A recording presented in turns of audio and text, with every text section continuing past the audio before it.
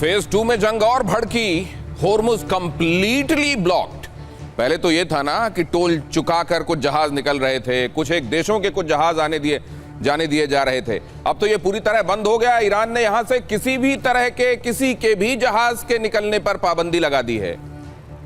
ये मंदी, ये महंगाई जो अभी आपको आसपास दिखाई, सुनाई और महसूस होने के स्तर तक पहुंच गई है, जो वो आने वाले दिनों में और भड़केगी।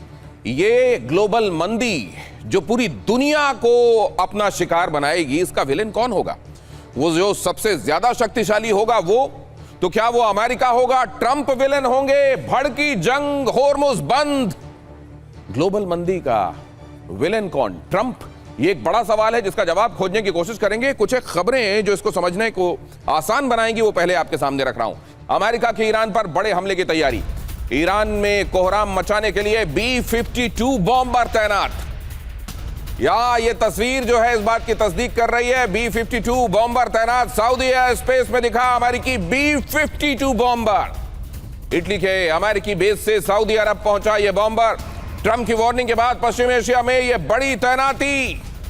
ट्रंप ने कल ही कहा था कि अब आगे विनाश है। वो समय जो दिया गया था नेगोशिएशंस के लिए वो जाया किया गया और अब हम वहां इंफ्रास्ट्रक्चर को भी निशाना बनाएंगे। डोनाल्ड ट्रंप ने यह बात कही थी। अब यहां देखिए B-52 इटली के अमेरिकन बेस से सऊदी अरब के एयर स्पेस पर दिखाई दे रहा है। इसके मायने क्या है और आने वाले दिनों में B-52 की यहां मौजूदगी क्या होने का इशारा कर रही है, हम आपको बताएंगे। लेकिन अगली खबर देखिए, ट्रंप ने सिचुएशन रूम में आपात बैठक बुलाई।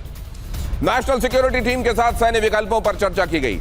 नेशनल सिक्योरिटी टीम के साथ इस बारे में मशवरा किया गया कि अब आगे क्या हो सकता है और उसमें हमको क्या करना चाहिए। ईरान पर बड़े सैन्य हमले की तैयारी में अमेरिका। जानकार ऐसा बता रहे हैं अगले कुछ घंटों में लार्ज स्केल ऑपरेशन संभव। एक बड़ा ऑपरेशन हो सकता है अगले कुछ घंटे में। सिचुएशन रूम में जो सीक्वेंस ऑफ इवेंट हुआ उसके बाद यह समझा जा रहा है कि अब यह बहुत बड़ा हमला हो सकता है। बातचीत के लिए दबाव बनाने की बड़ी रणनीति। बातचीत के लिए दबाव, मैक्सिमम प्रेशर वाली डोनाल्ड ट्रंप की नीति। और मैक्सिमम प्रेशर में जाहिर है उनको बनाते हुए बहुत सारी चीजें करनी भी पड़ेंगी ताकि उनका वो दबाव रियलिस्टिक लगे। और इसमें क्या अब ये फुल स्केल कैंपेन इनएविटेबल है? क्या सिचुएशन रूम में यही डिस्कस किया गया है और क्या उसको अमल में भी लाया जाएगा, या सिचुएशन रूम में मौजूदगी वहां ये सब किया जाना ये एक संकेत है और इसके बियॉन्ड अमेरिका अपने आप को और ज्यादा आगे ले जाने से फिलहाल परहेज करेगा? हमारे एक्सपर्ट्स क्या समझते हैं उनके पास चलेंगे, समझेंगे। लेकिन पहले देखिए, ईरान के करीब पहुंचा अमेरिका का स्पाई विमान। सऊदी से होते हुए बहरीन में लैंड करने की खबर। पहचान छिपाकर बहरीन पहुंचा P-8A पोसाइडन। B-52 बॉम्बर के कोड पर P-8A पोसाइडन की उड़ान। सऊदी के आसमान में B-52 बॉम्बर दिखने से हड़कंप। सऊदी के आसमान में B-52 बॉम्बर के देखे जाने से हड़कंप। आशीष आपको इसके मायने बताएंगे। यहां पर B-52 का देखा जाना। B-52 ने इटली के एयरबेस से उड़ान भरी और पहुंचा सऊदी के आसमान में। आशीष हमारे साथ जुड़े हुए हैं, उनसे जल्दी से इसके मायने समझते हैं। बाकी मेहमानों से आपका परिचय कराता हूं और उनके पास हम फिर इस खबर को समझने के लिए चलेंगे। आशीष जरा आ जाइए। ये यहां पर जरा अपने दर्शकों को हम ये बताते हैं कि इसके मायने क्या है। B-52 का यहां पर होना, पोसाइडन 8A का होना, जरा यहां पर दिखाइए। अभी जो तस्वीरें हमने अपने दर्शकों को दिखाई हैं वो जरा बिग वॉल पर डालिए, उसको जल्दी से एनालाइज करते हैं और फिर चलते हैं अपने मेहमानों के पास। हमारे साथ जो मेहमान जुड़ेंगे बहुत जल्दी आपका परिचय उनसे कराने वाला हूं। लेकिन यहां देखिए, ये है B-52 की सऊदी के एयर स्पेस में मौजूदगी और इसके यहां होने के मायने। आशीष देखिए, ये एक सबसे हैवी कैटेगरी बॉम्बर्स में से एक है। B-52H is the only variant जो कि 52 में यहाँ पर अभी तक का इफेक्टिव है और ये हजारों टन का बॉम्ब लेकर उड़ सकता है। यानी कि मैसेजिंग दी जा रही है अमेरिकन एयरफोर्स द्वारा। ये एग्जैक्टली आपको दिखाई देगा। B-52 यूनाइटेड स्टेट्स एयरफोर्स, और ये यहाँ से ठीक इटली में जो यूएस का बेस है, एयरबेस, वहां से टेक ऑफ करके यहां पर ईरान के नजदीक मंडराने का मतलब साफ है, मैसेज दिया जा रहा है कि बड़े बड़े वाले बम गिराए जा सकते हैं ईरान की तरफ। और साथ ही जब इस तरह के कभी कोई अटैक करने होंगे तो उसके पहले आप स्मोक स्क्रीन्स क्रिएट करते हैं। कब कौन सा वाला ट्रिप, कौन से वाला टेक ऑफ बम के साथ में आ जाएगा ईरान के ऊपर, ये वो आंकते रहेंगे। P-8I से लेकर और यहां बॉम्बर की मौजूदगी आने वाले दिनों में क्या अनफोल्ड होता हुआ दिखाई दे रहा है, पूरी दुनिया को क्या भुगतना पड़ेगा। होर्मुज अगर पूरी तरह से बंद है तो पूरी दुनिया पर किस तरह की मुसीबतें और आने वाली हैं। जनरल चतुर्वेदी हमारे साथ जुड़ रहे हैं। अजय चतुर्वेदी साहब हमारे साथ आज की इस चर्चा में है। श्याम कुमार साहब को आपने सुना, अभी आशीष सिंह को आपने उनको भी सुना। अचल कुमार मल्होत्रा साहब भी हमारे साथ जुड़ रहे हैं। आज की इस चर्चा में आप सभी का बहुत स्वागत करता हूं। एक और खबर दिखाता हूं आपको। 24 घंटे में दूसरी बार यूनाइटेड स्टेट्स और ईरान के बीच में आपस में हमले किए गए एक दूसरे पर। अमेरिका ने होर्मुज में कई स्ट्राइक्स की। ईरान का 18 ठिकानों पर जवाबी हमला हुआ है।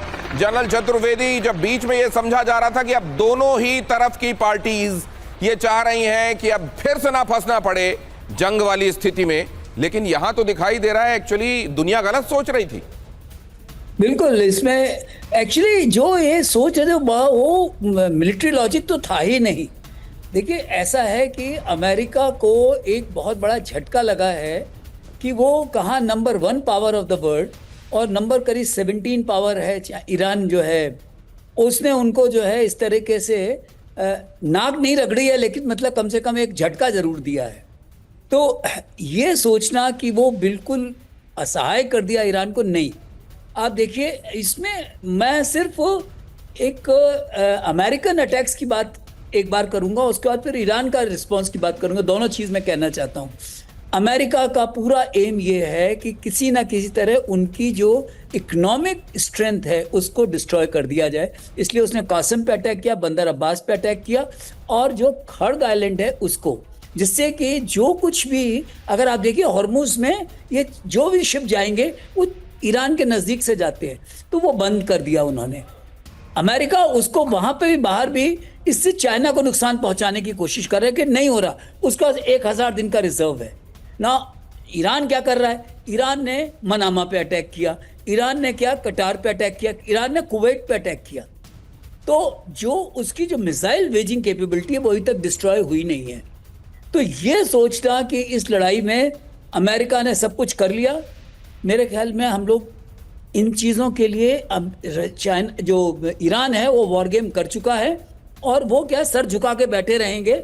और क्योंकि जब तक अमेरिकन लैंड नहीं करेंगे ईरान में, कुछ नहीं कर सकते। और लैंड करने में उनकी जो अल्बुर्ज और जो ज़ेगरोस रेंजेस हैं उससे आगे वो जा ही नहीं सकते, क्योंकि अल्बिट वगैरह जो डेजर्ट है उसमें जाएंगे तो फंस जाएंगे। जनरल चतुर्वेदी, एक बड़ी खबर आ रही है सर, आपको बता दूं, अपने दर्शकों को बता दूं, इस खबर के बाद फौरन आपके पास एक बार फिर आऊंगा।